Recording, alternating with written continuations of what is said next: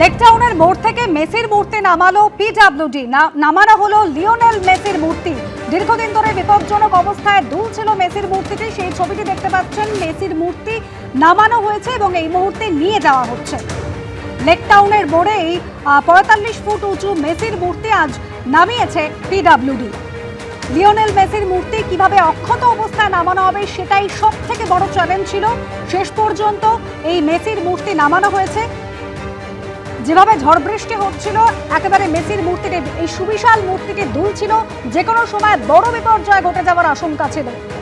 আজ পিডব্লিউডি আধিকারিকরা তারা লেকটাউনের মোড় থেকে নামালেন লিওনেল মেসির মূর্তি। মেসির মূর্তি নামিয়ে এই মুহূর্তে নিয়ে যাওয়ার কাজ চলছে।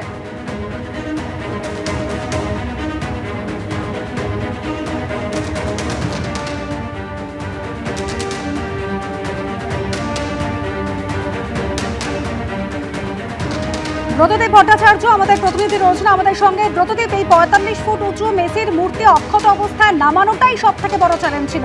শেষ পর্যন্ত নামানো হলো মেসির মূর্তি। দেখো, শুধু নামানোটাই চ্যালেঞ্জ নয়, মেসির মূর্তিটি এখান থেকে স্থানান্তর করাটা আরো বড় চ্যালেঞ্জ।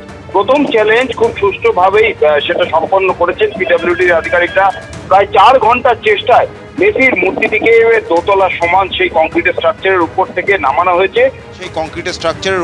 নামানো হয়েছে এবং অক্ষতভাবেই নামানো হয়েছে।